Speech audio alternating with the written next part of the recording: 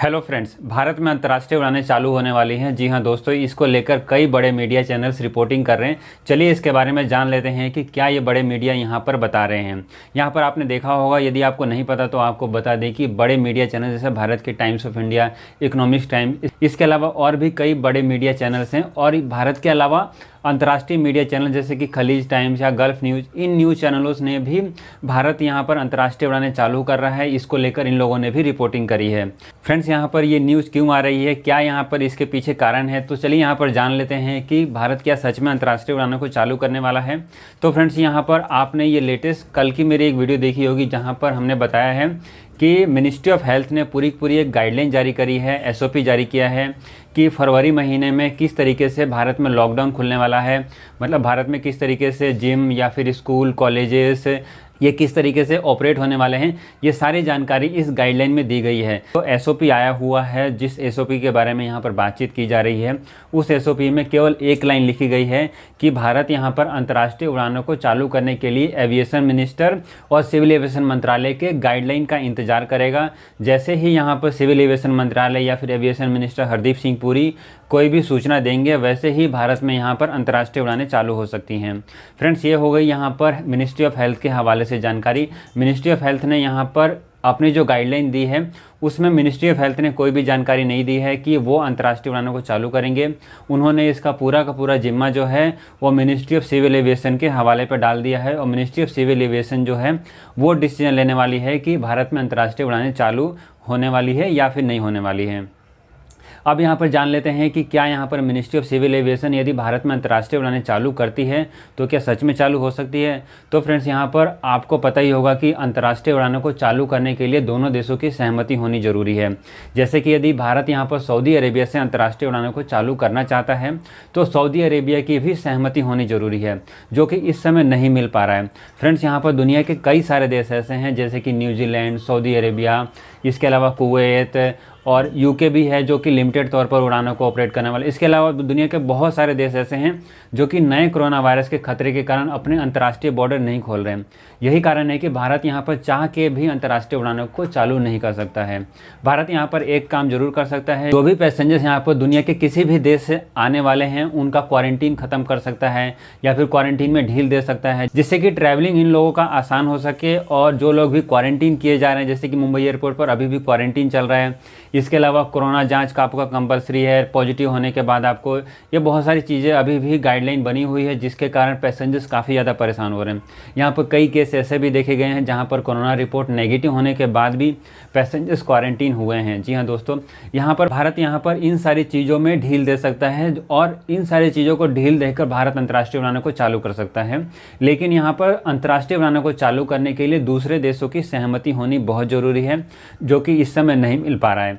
Friends, यहाँ पर जो भी न्यूज़ चैनल आपको दिखा रहे हैं वो केवल आपको पोस्ट प्रमोट कर रहे हैं, अपनी वेबसाइट के बारे में जानकारी दे रहे हैं और वेबसाइट से अर्निंग करने की कोशिश कर रहे हैं। फ्रेंड्स, यहाँ पर जो भी ये न्यूज़ चैनल्स यहाँ पर रिपोर्टिंग कर रहे हैं कि भारत यहाँ पर अंतर्राष्ट्रीय उड़ानों को चालू करने वाला है, वो अभी केवल एजम्पशन के बारे में बात कर रहे हैं कि चालू कर सकता है। अभी भी कोई भी कंफर्म जानकारी नहीं है। सिविल एविएशन मंत्रालय या फिर कोई भी एविएशन मिनिस्टर हरदीप सिंह पुरी ने भी इसके ऊपर जानकारी नहीं दी है कि भारत यहाँ पर अंतर्राष्ट्रीय उड़ानें चालू करने वाला है या फिर नहीं चालू करने वाला। तो फ्रेंड्स, ये हो गई अंतर्राष्ट्रीय उड़ानों को चालू करने को लेकर, जिसको लेकर आप लोगों ने कई सारे सवाल पूछे थे। अब यहाँ पर आपके द्वारा ही पूछे गए 2-3 सवालों के बारे में और जान लेते हैं। यहाँ पर सबसे ज़्यादा जो सवाल आ रहे हैं वो मुंबई एयरपोर्ट को लेकर आ रहे हैं कि क्या मुंबई एयरपोर्ट पर क्वारंटीन खत्म हो रहा है। तो फ्रेंड्स, अभी तक मुंबई एयरपोर्ट से ऐसी कोई भी जानकारी नहीं आ पाई है कि मुंबई एयरपोर्ट अपना क्वारंटीन खत्म कर रहा है। अभी भी दुनिया के कई सारे देशों से यदि पैसेंजर्स आते हैं, जैसे कि गल्फ देशों से या फिर यूरोपियन देशों से, यूके से, साउथ अफ्रीका से, इन जैसे देशों से यदि आप मुंबई एयरपोर्ट पर आते हैं तो आपका कंपल्सरी इंस्टीट्यूशनल क्वारंटीन 7 दिन का है और बाकी का 7 दिन आपका जो है होम क्वारंटीन रहने वाला है। यदि आप यहाँ पर कोरोना नेगेटिव रिपोर्ट लेकर भी आते हैं फिर भी आपको कंपल्सरी इंस्टीट्यूशनल क्वारंटीन मिलेगा मुंबई एयरपोर्ट पर। इसके अलावा मुंबई एयरपोर्ट पर अगली जो जानकारी है उसके अनुसार कुछ लोगों को यहाँ पर छूट मिल जा रही है, जैसे कि यदि आपकी हेल्थ की प्रॉब्लम है, आप प्रेग्नेंट महिला हैं, आप किसी बच्चे के साथ ट्रैवल कर रहे हैं, तो आपको एयरपोर्ट पर ही पहुंचने के बाद नोडल ऑफिसर से बात करनी पड़ेगी, जिसके आधार पर यहाँ पर नोडल ऑफिसर्स जो है डिसीजन ले सकता है कि आपका क्वारंटीन ख़त्म किया जा सकता है या फिर नहीं।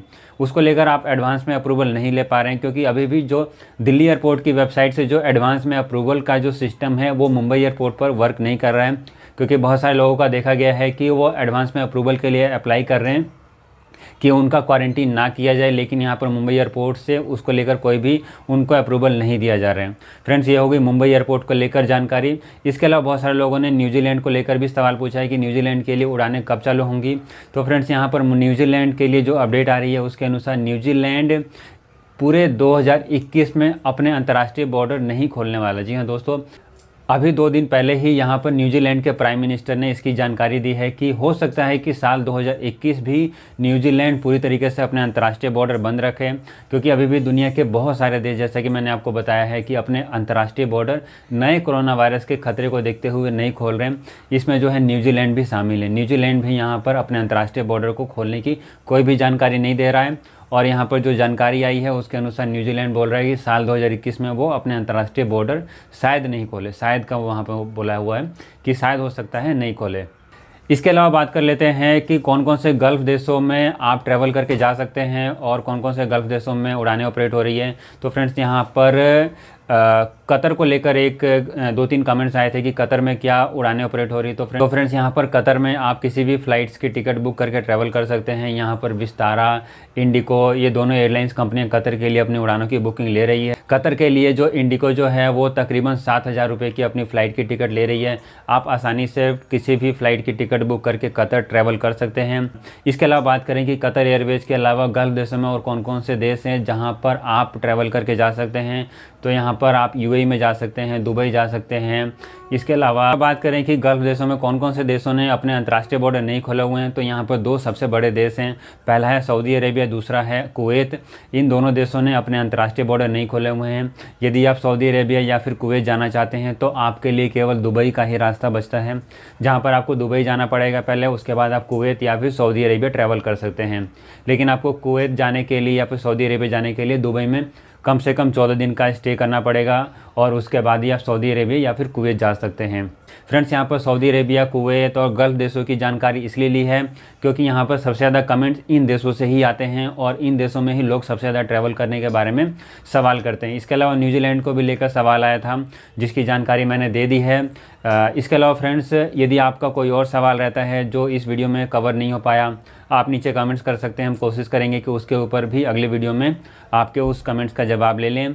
और उम्मीद है कि आज की वीडियो काम की होगी, क्योंकि इसमें मैंने आपको सारी जानकारी दे दी है कि इंटरनेशनल फ़्लाइटों की जो न्यूज़ आ रही है वो ऑपरेट होगी या फिर नहीं होगी, क्योंकि उसको लेकर जो न्यूज़ चैनल्स हैं वो प्रॉपर आइडिया नहीं दे रहे हैं। वो केवल यहाँ पर हेडलाइन लिख रहे हैं कि भारत यहाँ पर अंतर्राष्ट्रीय उड़ानों को चालू करने वाला है, कोई भी क्लियर आइडिया नहीं दे रहे। इसके अलावा फ्रेंड्स, संडे को एक लाइव सेशन भी रखने वाले हैं। उसका मैं शेड्यूल आपको बहुत जल्दी शेयर कर दूंगा कि वो लाइव सेशन कब रहने वाला है।